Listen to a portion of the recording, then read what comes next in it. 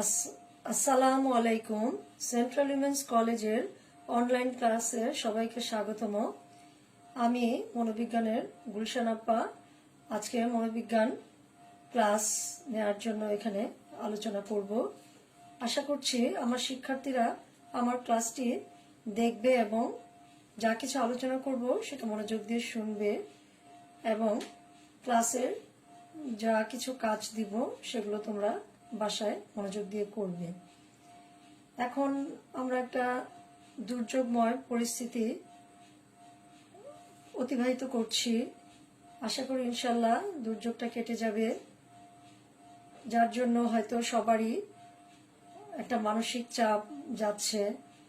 তো মানসিক চাপ আসলে আমাদেরকে সাহসের সাথে মোকাবেলা করতে হবে এবং আমরা এই পরিস্থিতিতে কি করব, আমরা ঘরে বসে আমরা এই ক্লাসগুলো করব, পড়াশোনা করব, দৈনন্দিন অন্যান্য কাজও করব।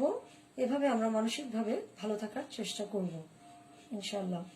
তা আজকে আমি তোমাদের যে চ্যাপ্টারটা নিয়ে আলোচনা করব সেটা হচ্ছে আচরণ ও আচরণের বিকাশ, আমাদের দ্বিতীয় অধ্যায়। এই চ্যাপ্টারের গুরুত্বপূর্ণ কিছু বিষয় আমি আলোচনা করব। আজকে যে অংশগুলো আলোচনা করব সেগুলো তোমরা এই পাঠ পরিচিতির মধ্যে দেখতে পাবে এবং আমার আলোচনা তো শুনবেই। তো আচরণ ও আচরণের বিকাশ এই অধ্যায়ে আমাদেরকে প্রথমে যে জিনিসগুলো জানতে হবে, বুঝতে হবে, সেটা হচ্ছে যে এই অধ্যায়ের মূল উদ্দেশ্য হচ্ছে আচরণের উপর পরিবেশের প্রভাব এবং বংশগতির প্রভাব কি সেগুলো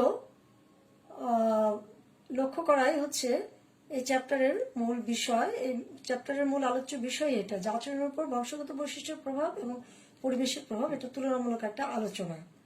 তো সেক্ষেত্রে আমাদেরকে প্রথমেই যেটা জানতে হবে যে আচরণ কি, তারপর বিকাশ কি, পরিবেশ কি, আচরণের ক্ষেত্রে যা যা প্রভাব বিস্তার করে সেগুলো কি। তা আমি আমার পাঠ পরিচিতি অংশে যাচ্ছি। এখানে তোমরা নিশ্চয় দেখতে পাচ্ছ প্রথমে যে প্রশ্নটা আছে যে আচরণ কি। আমরা জানি যে আচরণ হচ্ছে প্রাণীর সে সমস্ত বাহ্যিক ক্রিয়াকলাপ যা বাইরে থেকে দেখা যায়, পর্যবেক্ষণ করা যায়। আমরা যা কিছু করি সবকিছু হচ্ছে আমাদের আচরণ। প্রাণীর সমস্ত বাহ্যিক ক্রিয়াকলাপই হচ্ছে আচরণ। প্রাণী বলতে শুধু মানুষ নয়, নিম্নতর প্রাণী সবার আচরণই এটার মধ্যে অন্তর্ভুক্ত। তো আচরণের একটা গঠনমূলক সংজ্ঞা আমি আলোচনা করছি, যে আচরণ হচ্ছে সেই কার্যকলাপ যা বাইরে থেকে পর্যবেক্ষণ করা যায়, লিপিবদ্ধ করা যায় এবং পরিমাপ করা যায়।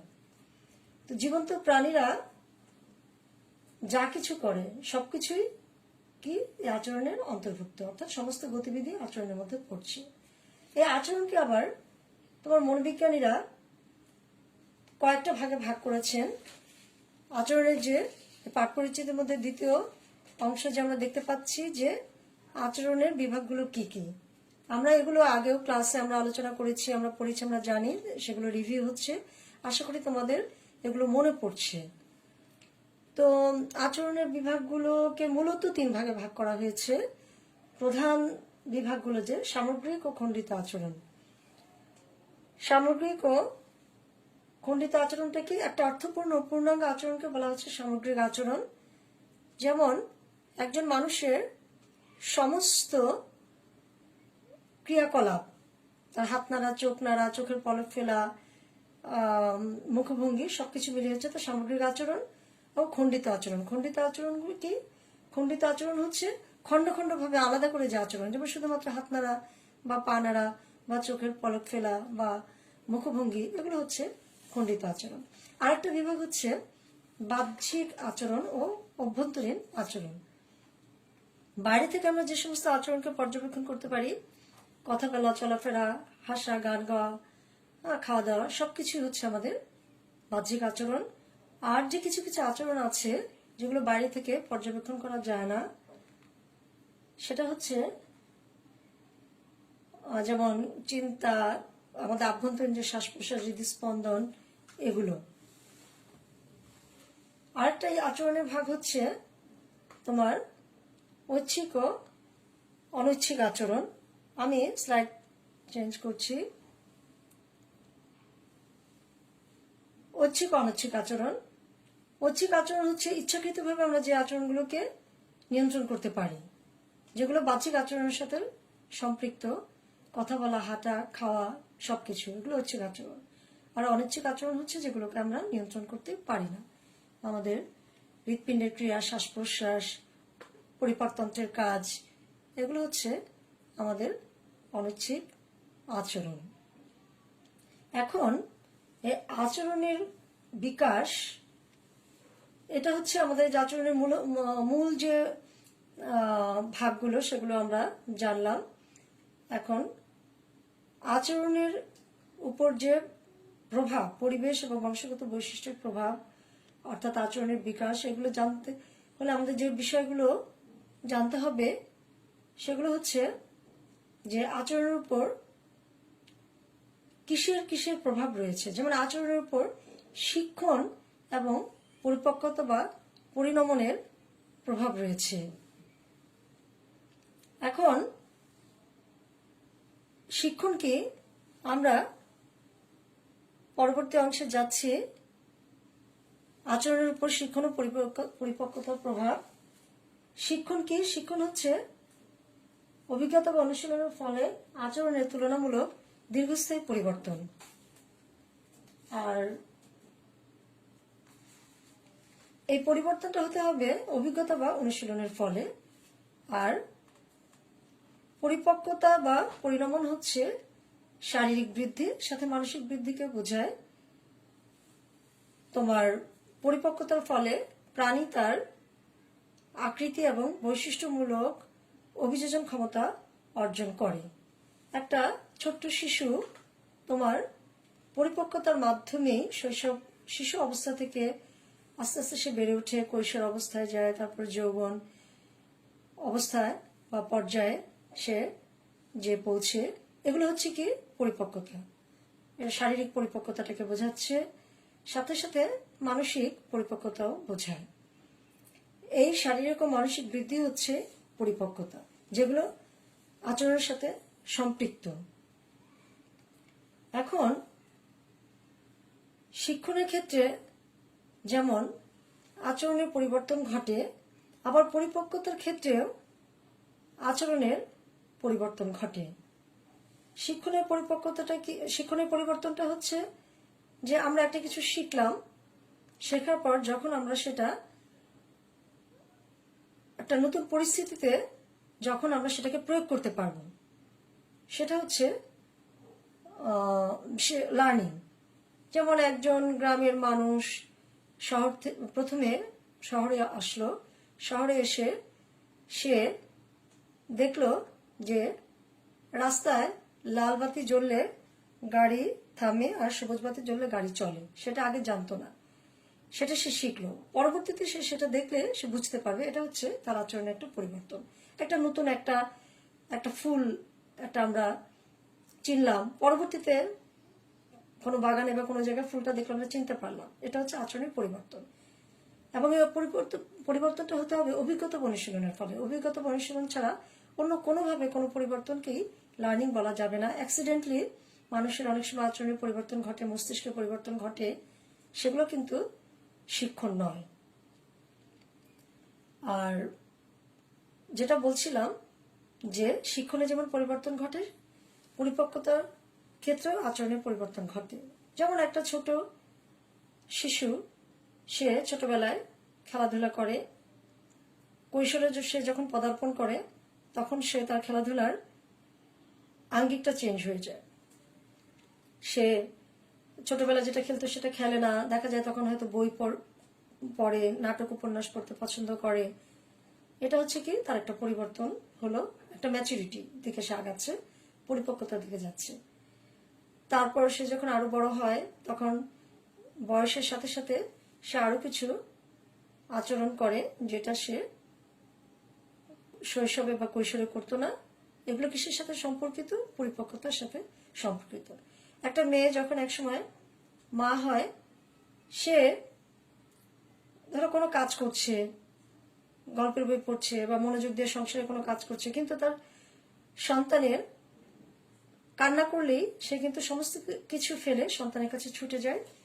এটা হচ্ছে কি তার পরিপক্কতা, তার ম্যাচুরিটি, যে তার মধ্যে এই পরিপক্কতার কারণে আচরণের এই পরিবর্তনটা ঘটেছে। এখন এগুলো আমাদেরকে এই জন্যেই জানতে হবে যে এই যে আমাদের যে অধ্যায়ে যেটা আমরা দেখব যে আচরণের বিকাশের ক্ষেত্রে তোমার কিভাবে বংশগত বৈশিষ্ট্যের প্রভাব পড়ছে এবং পরিবেশের প্রভাব পড়ছে। সেই জন্য শিক্ষণের জন্য আগে যেটা বললাম যে অনুশীলন একটা প্রয়োজনীয় শর্ত। শিক্ষণ সামাজিক পরিবেশে সংঘটিত হয়, আর পরিপক্কতা যেটা শারীরিক বৃদ্ধি এবং মানসিক বৃদ্ধিও, সেটা শিক্ষণের অজ্ঞাতেই ঘটে। এটার সাথে শিক্ষণের যে খুব একটা সম্পর্ক রয়েছে তা না। শিক্ষণ ছাড়াও পরিপক্কতা ঘটতে থাকে, পরিপক্কতা বৃদ্ধি পেতে থাকে। পরিপক্কতার মূলে রয়েছে যেটা, সেটা হচ্ছে বংশগতির প্রভাব। শিক্ষণের ফলে যেমন বংশগত বৈশিষ্ট্য প্রভাবটাই পরিপক্কতার মূলে রয়েছে। শিক্ষণের ফলে যেমন আচরণের পরিবর্তন ঘটে, পরিপক্কতার ফলে আচরণের পরিবর্তন ঘটে। তবে শিক্ষণের ফলে আচরণের পরিবর্তনটা অর্জিত সামাজিক পরিবেশ থেকেই এটা ঘটে। আমরা সামাজিক পরিবেশ থেকে অনেক কিছু প্রতি মুহূর্তে শিখছি। মায়ের পেট থেকে সবকিছু আমরা কিছু শিখে আসি না। জন্মের পর থেকে একটা শিশু তার পরিবেশে বড় হতে হতে সে সামাজিক পরিবেশ থেকে অনেক কিছু সে শিখছে, এটা লার্নিং। আর আচরণের ক্ষেত্রে, পরিপক্কতার ক্ষেত্রে আচরণের যে পরিবর্তন, সেটা অনেকটাই বংশগতির ফল। তো এটা আমি আলোচনা করলাম যে আচরণের উপর শিক্ষণ ও পরিপক্কতার প্রভাব।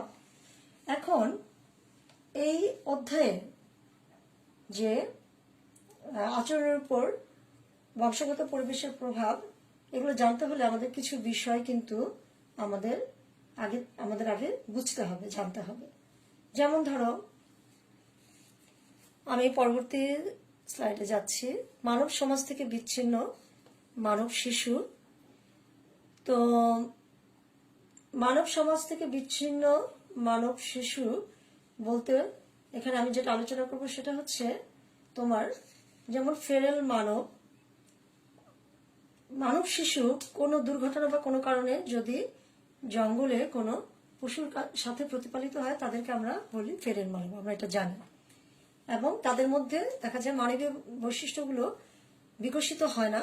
যে প্রাণীর কাছে লালিত পালিত হয়, সে প্রাণীর বৈশিষ্ট্যগুলোই বিকশিত হয়, সে প্রাণীর মতো সে আচরণ করে।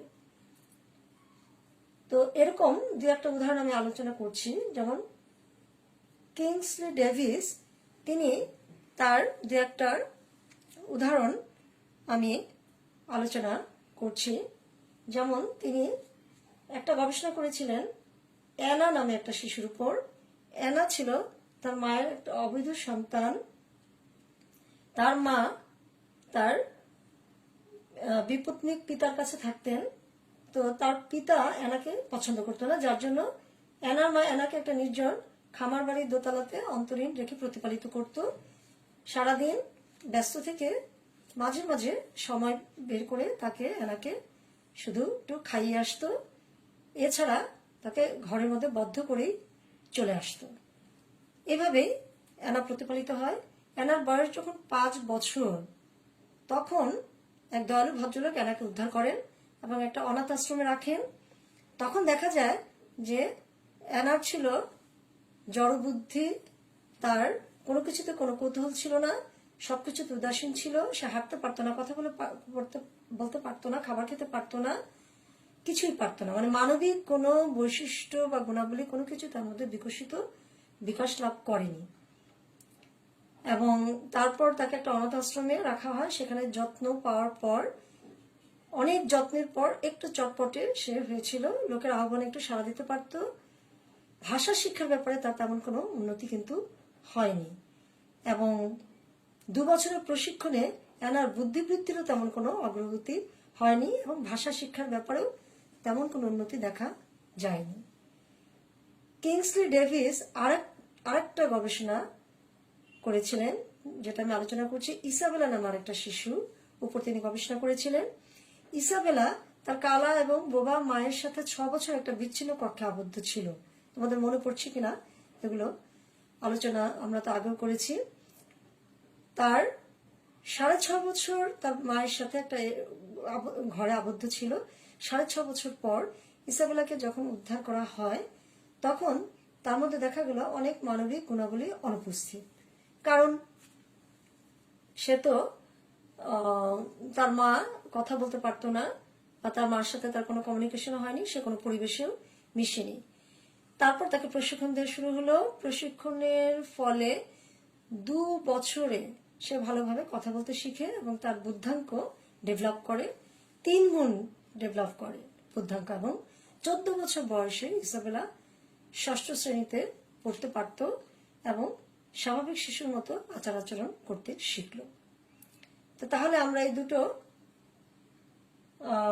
উদাহরণ থেকে আমরা কি দেখতে পাচ্ছি, যে আমার যে বিষয়টা মানব সমাজ থেকে বিচ্ছিন্ন মানব শিশু, আমরা তাহলে কি দেখতে পাচ্ছি যে এই দুটো শিশুর উপর কিসের প্রভাব আমরা দেখতে পাচ্ছি। নিশ্চয়ই তোমাদের মনে পড়ছে যে দুটো শিশুর উপর পরিবেশের প্রভাব।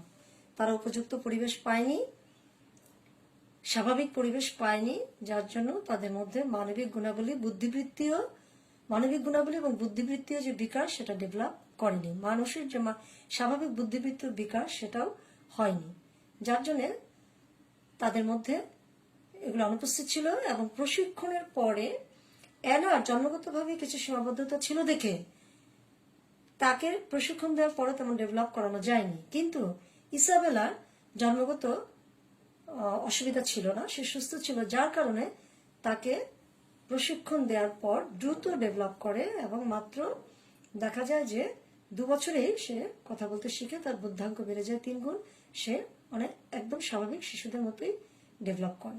তাহলে আমরা দুটো উদাহরণ থেকে কি দেখতে পাচ্ছি, যে আচরণের উপর বংশগত বৈশিষ্ট্যের প্রভাব এবং পরিবেশের প্রভাব দুটোই প্রয়োজন।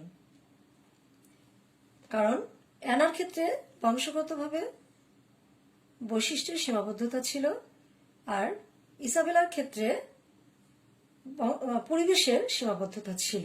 সেই দুটো যখন অতিক্রম করে আসলো তখন তাদের মধ্যে আমরা কিছু মানবিক গুণাবলী ডেভেলপ করতে দেখলাম, বিশেষ করে ইসাবেলা, যার কোনো বংশগত ত্রুটি ছিল না। তাহলে পরিবেশের কারণেই ডেভেলপটা করলো, পরিবেশের প্রভাব আমরা দেখতে পাচ্ছি। তো তারপর আরেকটা আমি স্লাইডে যাচ্ছি, যে বংশগতি কি এটা একটু আলোচনা করি।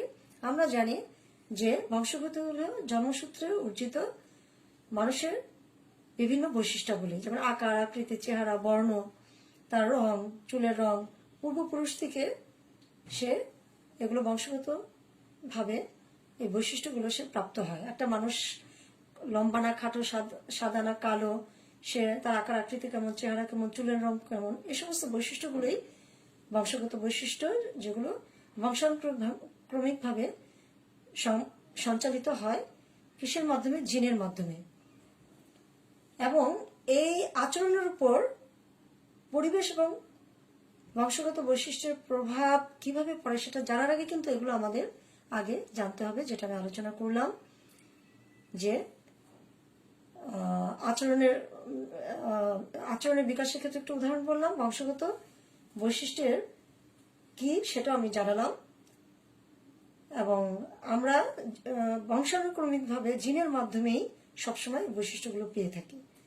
তাহলে আজকে আমি এই পর্যন্তই আলোচনা করলাম। পরবর্তীতে এই চ্যাপ্টারের আরো গুরুত্বপূর্ণ অংশগুলো আমি আলোচনা করব।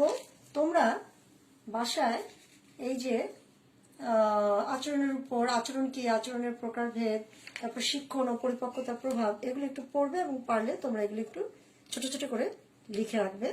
ঠিক আছে, আজকে এই পর্যন্ত। এই প্রশ্নগুলো আমি অ্যাসাইনমেন্ট হিসেবে দিলাম, তোমরা আশা করি এগুলো করে রাখবে। আসসালামু আলাইকুম।